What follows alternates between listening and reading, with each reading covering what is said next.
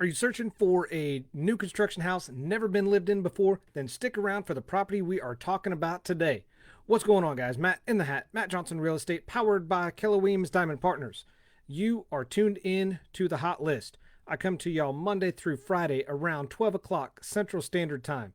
And we hang out for a few minutes and we talk about a property that is new to the market, been on the market, and had some type of recent price reduction, as well as answer a question of the day that is submitted by you guys, the viewers.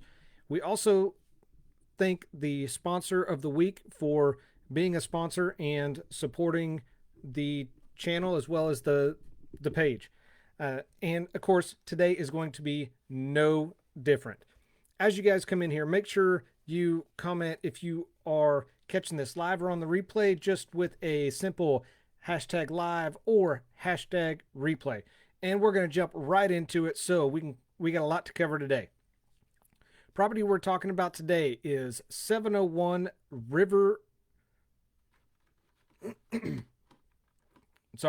Riverside Court.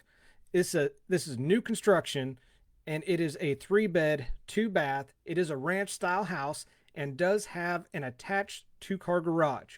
It's got 1,520 square feet of finished space, currently listed at $199,000, courtesy of Eck Real Estate. What is awesome about this house is not just that it is new construction, it's that it is located on a cul-de-sac. You guys know I'm a fan of cul-de-sacs, living on one myself. It also has an incredible view of Peter Pan Park and Peter Pan Pond. You can also go fishing right there. You're just a few steps away. It's awesome. This is an all-electric house. The appliances in this house are actually included. It's got a nice breakfast bar built into the kitchen area. And like I said, it does have an incredible view of the park, the pond. So if you have kids, you like to disc golf, if you have pets that you want to get out and just kind of have them walk you or you walk them, whatever the case may be, this is going to be the house you need to consider. Absolutely beautiful house, and I've included a link to the description. So all you got to do, click on that link. It's going to take you to my website so you can see the pictures of this house for yourself, and they are nothing short of amazing, I promise you. Before we get on to the question of the day, we are going to thank this week's sponsor of the week. And this week's sponsor of the week is Thurston's Plus Auto Body and Automotive. There is so much that they do at the shop. I'm going to cover just a little bit each day. And with the auto body, we'll start there. Seems like a good place, right? They do collision repair. They do auto painting, frame alignment. If you ever been in an accident where the frame had to be straightened, I have, so I can tell you, not fun. They also do they do structural repair, unibody realignment, and that's huge right now because not every vehicle is made or built on a frame anymore. A lot of them are unibodies, so they specialize in that as well. They do detailing, bed lining, and they have a number of accessories as well. So make sure you get a hold of Thurston's Plus Auto Body and Automotive. Talk to Beth and Jesse down there. They they do absolutely amazing work, and they are incredible people to know and that I've had the pleasure to get to know over the past few years. Question of the day. What should I be looking for while I'm walking through a house? Now, this is a great question, and I love answering questions like this because shopping for a home can be and should be exciting. Unfortunately, there's times I'm guilty of this myself, that we get too caught up in the excitement of the house or the potential, or looking a little too far down the line and not what's right in front of you. And in doing so, we end up ignoring some signs that the house we're looking at is, we'll call it, probably not the best option. So there can be a number of red flags that may pop up when you're looking at homes, and even when you are shopping for a lender. So to help avoid having a bad home buying experience, here are 7 home shopping red flags to watch out for. Number 1, signs of foundation trouble. When you're looking at a home, make sure that you walk around the outside, look at the foundation, and kind of take a peek at it, and kind of back away, get a good view of it, as well as close up version as well. If this home does have a basement, I would strongly encourage you to make sure that you walk through the basement as well. Keep in mind, so when you go to do this, keep in mind settling is going to be normal, especially here in Kansas. However, if you see large cracks, signs of leaks, or some other indications, uh, maybe buying that house could lead to more trouble in the future, and that's just kind of be aware of that. So, and there should be, make sure you ask your agent. There should be some disclosures as well that would give any type of signs of indication of known foundation or structural issues or concerns. Number 2 is going to be insect issues. Now, insects and other pests in the home are more than just unsanitary. I mean, it's, let's face it, it is pretty gross, and can be. But these intruders can damage the home and lead to costly repairs. If you see some insects, mice, or uh, other pests, or indications that there may have been some of those in the house recently, just proceed with caution, because this could indicate a pest control problem the seller has been unable to get under control. And depending on how bad the problem is, this could be a deal breaker. I'm not saying it's a deal breaker. I'm not saying cut and run. Just take this into consideration, and it could be just a simple fix, and that's why you have a pest inspection. Number 3, inconsistent fresh paint. Seems weird, right? Well, let's talk about it a little more, because seeing freshly painted walls are pretty common and typically nothing to worry about when you're walking through a house, because let's face it, a lot of sellers do this. We recently did this, just to make the house look as good as it can be before they start, showing people through. Now, paint that only covers certain parts or patches of the wall could be a completely different story. So make sure that you ask about any small sections of paint that you're seeing on the walls, because this could indicate there's some damage that is being covered up. Could also be good reason. Um, you know, a little patch of paint may also be hiding something with, we'll call it, an unpleasant surprise. So reduce the amount of surprises as much as possible, and just ask your agent or ask whoever's showing you this house about it, because you should not be afraid to ask any questions or address any concerns that you see while walking through the house. Number 4 is smells and stains. So many sellers are going to go out of the way to make their house appear at its very best before listing the house and before showing. That's kind of why I hit on that on the last one with fresh paint.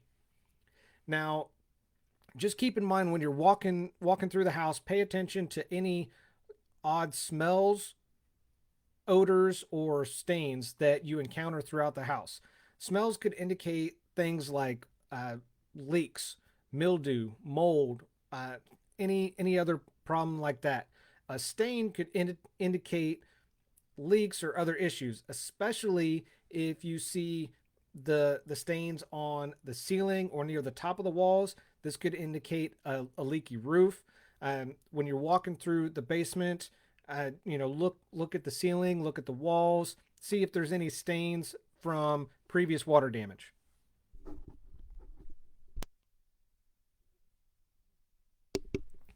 Number 5, outlet issues. You're going to be looking through the house. The one thing a lot of people forget and overlook are the outlets. And that's typically because they just assume that they're functioning properly and there's not really a need to pay attention to it. Well, I would recommend checking for visible cracks, discoloration, or black smudges. And I bring this up because when Lisa and I walked through our house, we didn't pay as close attention to these as we should have.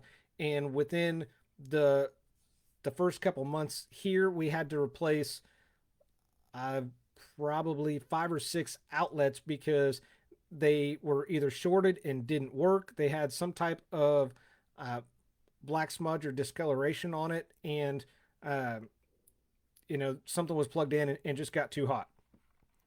So if you see any of these, it could be an indication or a sign of electrical issues. While we're talking about electrical, stay with me here. Make sure you find the breaker box. Again, this was not something that we did. I would definitely recommend this as well. And here's why. Because you want to make sure that it is well organized. And what I mean by organized, things are labeled. When we looked at our breaker box at the time, I believe maybe a handful of items were labeled, and it was things like the stove, the dryer, the furnace, because those were are 220. So those were labeled. The rest, for the most part, really weren't. And just make sure that all the breakers appear to be functioning properly. I mean, you don't have to go through and intentionally try to trip any of the breakers. Just take a quick look at them and make sure that everything looks the way it should. Number 6 is going to be standing water.